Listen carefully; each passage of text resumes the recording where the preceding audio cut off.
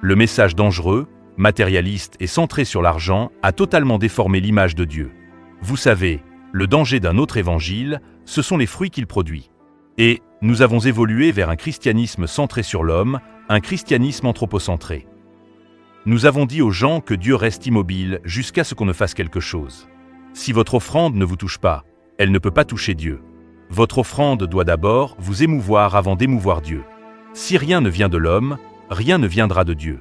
Vous devez donner avant d'être béni. C'est méchant. C'est très méchant. J'ai même entendu un pasteur dire que Jésus n'a pas payé la dîme, c'est pour cela qu'il est mort jeune. Ces marchands de la dîme sont capables d'aller très loin. Même s'il leur fallait brûler la Bible, ils le feraient afin que personne ne touche à leur dîme.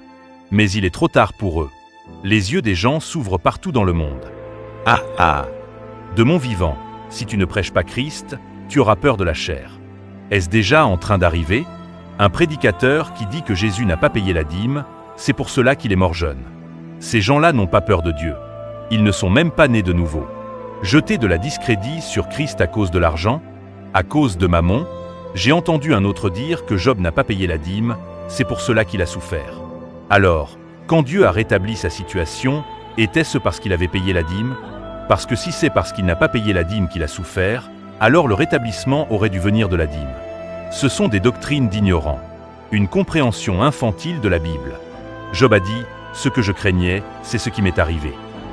La peur a ouvert la porte à Satan. Et au chapitre 42, Job a dit, ne me prenez pas au sérieux. Tout ce que j'ai dit de Dieu, du chapitre 1 au chapitre 42, est fondé sur des rumeurs. C'est maintenant que mes yeux ont vu Dieu. C'est maintenant que je comprends Dieu. Et sa captivité a pris fin. Que Jésus n'a pas payé la dîme, donc il est mort jeune. Est-ce qu'il est venu sur terre pour vivre longtemps? Il est venu pour mourir. D'accord. À qui Jésus aurait-il payé la dîme? Vous savez, ce message dangereux, matérialiste et centré sur l'argent a totalement déformé l'image de Dieu. Ces prédicateurs ont fait de l'initiative de l'homme la condition de la puissance de Dieu. Ces prédicateurs ont menti. Nous ne donnons pas pour recevoir. Nous avons déjà reçu de Dieu. C'est pourquoi nous donnons. Dieu est celui qui donne. Nous sommes ceux qui reçoivent. Quand nous comprenons cela, nous cesserons de nous incliner devant l'autel du mensonge. Donnez $60 pour le psaume 60, 61, bénédiction, fraude. Et il est intéressant que ce Dieu particulier soit américain. Il aime beaucoup les dollars. Il ne parle que de dollars. Le deuxième aspect sur lequel je veux me concentrer, c'est ceci. La prospérité matérielle est-elle le salut, ou le salut équivaut-il à la prospérité matérielle ou à la réussite? Alors la question d'or est, à qui le prophète Malachie faisait-il référence dans Malachie 3? À qui Malachie faisait-il référence? Remarquez que Malachie, Zacharie et Agé ont tous parlé du temple. Ils sont venus après Néhémie. Tout ce qu'ils ont dit s'inscrit donc dans la même dispensation. C'était au moment où ils revenaient de l'exil. Néhémie 13, 4 à 13. Le récit ci-dessus, dans Néhémie 13, montre qu'il rétablissait la pratique des Lévites et de la prêtrise après leur retour d'exil. Car, à cette époque, la dîme était réservée à la terre promise, Canaan. Maintenant, un fait fondamental qu'il faut établir est « À qui le livre de Malachie a-t-il été écrit ?» Malachie 1, 6. Un fils honore un père, un serviteur son maître. Si je suis votre père, où donc sont les honneurs qui me sont dus? Si je suis votre maître, où est la crainte qui m'est due? Et puis vous demandez, en quoi t'avons-nous méprisé? Dans le contexte, les premiers destinataires étaient les prêtres. Les prêtres. Cela est constant dans tout le livre. Chapitre 2 de Malachie, verset 1. Maintenant, c'est à vous, prêtres, que s'adresse cet avertissement. Chapitre 3, verset 3 de Malachie. Il siégera pour fondre et épurer l'argent. Oui, les descendants de Lévi, il les purifiera, il les affinera comme l'or et l'argent, et ils seront alors, pour l'Éternel, des hommes qui lui présenteront l'offrande dans les règles. Ainsi, les instructions contenues dans le livre s'adressaient aux Lévites. Ce sont eux qui apportent les dîmes dans les greniers. Au verset 5, il s'adresse ensuite à toute la nation au sujet du fait de ne pas prendre soin des opprimés, de la veuve, de l'orphelin et du pauvre, Malachie 3, 5. Maintenant, observez attentivement les versets 9 à 10. Un homme peut-il voler Dieu? Pourtant, vous me volez, et puis vous demandez, en quoi t'avons-nous donc volé? Vous me volez sur les dîmes et sur les offrandes. Apportez donc vos dîmes dans leur totalité au trésor du temple pour qu'il y ait des vivres dans ma demeure. De cette façon-là, mettez-moi à l'épreuve, déclare l'Éternel, le Seigneur des armées célestes. Alors vous verrez bien si, de mon côté, je n'ouvre pas pour vous les écluses des cieux, et ne vous comble pas avec surabondance de ma bénédiction. Il est évident que le thème clé abordé ici était l'égoïsme. L'égoïsme. Le mot « nourriture » a été traduit du mot hébreu teref dans le lexique hébreu. Il désigne principalement des aliments végétaux. Des aliments végétaux. C'est comme de la nourriture végétarienne, bien que cela inclue d'autres aliments. Ainsi, la dîme n'était pas de l'argent, mais de la nourriture. Le mot « nourriture » se réfère aux produits des champs. Le mot « grenier » a été traduit du mot hébreu « otsar », qui implique un trésor, un lieu sûr où l'on conserve la nourriture. On le retrouve aussi dans Deutéronome 28, 12, Deutéronome 32, 34 et 1 Roi 7, 51. Il est conçu de manière à pouvoir conserver la nourriture. Le mot « maison » a été traduit du mot « baït ».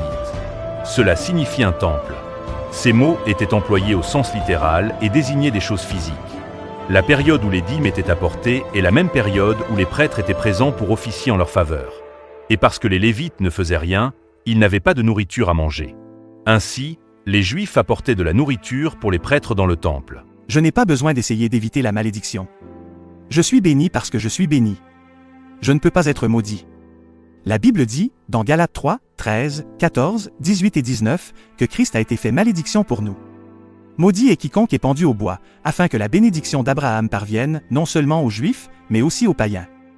Et souvenez-vous que, lorsque Balaam a voulu maudire Israël, la Bible dit que tu ne peux pas maudire celui que le Seigneur a béni. Car il n'y a point d'enchantement contre Jacob, ni de divination contre Israël. Donc je ne paie pas la dîme pour éviter une malédiction. Deuxièmement, aucun dévoreur ne peut détruire quoi que ce soit me concernant, parce que l'autorité de réprimander le dévoreur n'est plus au ciel, elle est en moi. Il a dit, tout pouvoir m'a été donné dans le ciel et sur la terre. Allez en ce pouvoir. Il a dit, en mon nom, vous chasserez les démons. Je suis assis avec Christ dans les lieux célestes, au-dessus de toute principauté, de toute autorité, de toute puissance et de toute dignité, et de tout nom qui se peut nommer. Ainsi, tout dévoreur qui vient au nom de Jésus, je le réprimanderai. Je n'ai pas besoin d'attendre que Dieu réprimande un dévoreur. J'ai l'autorité en Christ Jésus pour réprimander le dévoreur. Et, enfin, je n'irai pas en enfer parce que je ne paie pas la dîme, car la dîme ne faisait pas partie du contrat du salut. Jésus a payé le prix pour me sauver.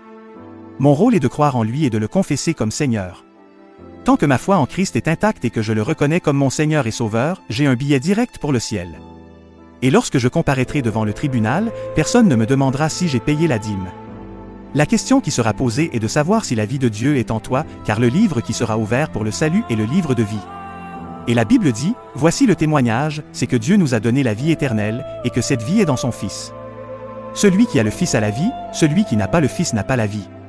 Il a dit, je vous ai écrit ces choses, à vous qui croyez au nom du Fils de Dieu, afin que vous sachiez que vous avez la vie éternelle. Je n'ai donc pas peur de l'enfer, parce que je sais que j'ai été délivré de la condamnation. Dans le contexte de la Nouvelle Alliance, tu ne paies pas la dîme, et cela signifie beaucoup. Regardez-moi. Personne n'a donné à Abraham l'instruction de payer la dîme. Personne. Abraham est allé à la guerre. En revenant du combat, il a vu Melchizedek.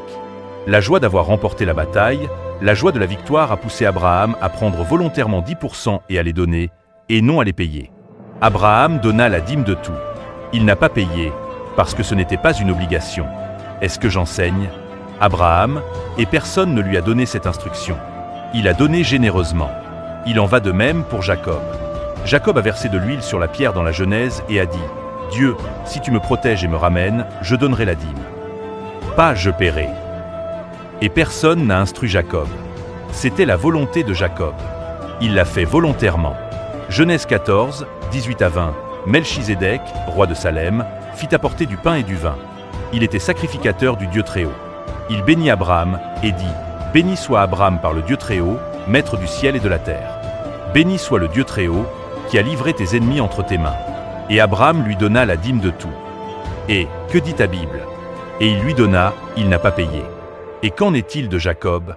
Genèse 28, 22. Cette pierre, que j'ai érigée en monument, sera la maison de Dieu. Et je te donnerai la dîme de tout ce que tu me donneras. Je ferai quoi? Je te donnerai la dîme. Il a fait le vœu de donner la dîme si Dieu le bénissait. Les deux exemples montrent la dîme comme un honneur rendu à Dieu, de qui viennent toutes les bénédictions. Il convient également de noter que les deux exemples montrent que cela a été fait une seule fois. Tous l'ont fait une seule fois. On ne verra jamais Abraham donner la dîme après cette unique fois. Et on ne verra jamais Jacob donner 10% après cette unique fois. Ces marchands de la dîme sont capables d'aller très loin. Même s'il leur fallait brûler la Bible, ils le feraient afin que personne ne touche à leur dîme. J'étais en fait à une conférence en Amérique. J'étais assis avec maman lors d'une conférence aux États-Unis. Nous avons assisté à quelques sessions et nous apprécions la conférence, jusqu'à ce que cet homme de Dieu, pendant l'une des sessions du soir, dise à un moment « Ne touchez pas à la dîme. Ne touchez pas à la dîme. » Puis il fit quelques pas et ajouta « Vous savez, la chute d'Adam, c'est qu'il a mangé la dîme. » Quoi ? Au beau milieu de cette église. Je ne sais pas comment je me suis exclamé. Maman m'a regardé comme ça. J'ai dit « Attends, tu as entendu ça ? C'est la dernière fois que nous venons ici. » Quoi ? La chute de l'homme, c'est qu'il a mangé la dîme ? Je pensais en avoir fini avec cette histoire, quand un autre prédicateur en Afrique, ici près de chez nous, a dit la même chose. Vous savez, la chute d'Adam, c'est qu'il a mangé la dîme. Si l'homme est tombé à cause de la dîme, cela signifie que le salut viendrait par la dîme. Il n'y aurait alors plus besoin que Jésus meure. C'est une insulte à l'œuvre de la rédemption. C'est pourquoi, comme par un seul homme le péché est entré dans le monde, et par le péché la mort. Le péché, c'est le rejet du Christ. Le péché, c'est rejeter l'Évangile. L'homme n'est pas tombé à cause d'une dîme. L'homme est tombé en rejetant l'offre de Dieu, son plan, son salut. Et c'est pourquoi Jésus a dû mourir pour réconcilier l'homme déchu avec Dieu. Pourquoi parles-tu de dîme ? Maman te tourmentait-il à ce point que tu réduises tout le plan de la rédemption de Dieu, la mort du Christ, 3 jours et 3 nuits, la puissance de la résurrection, à Maman ? Maman, nous avons du travail. As-tu entendu ce que j'ai dit ? Nous avons beaucoup de travail. Nous devons nettoyer toutes ces absurdités et faire connaître Jésus. Vous savez, j'appelle ça un enseignement maléfique. Un enseignement maléfique. Et vous verrez pourquoi dans quelques minutes. S'il vous plaît, soyez attentifs. Vous savez, ce genre d'enseignement qui consiste à donner et à s'attendre à recevoir quelque chose de Dieu parce que vous avez donné n'est pas seulement maléfique. C'est très faux. Totalement faux.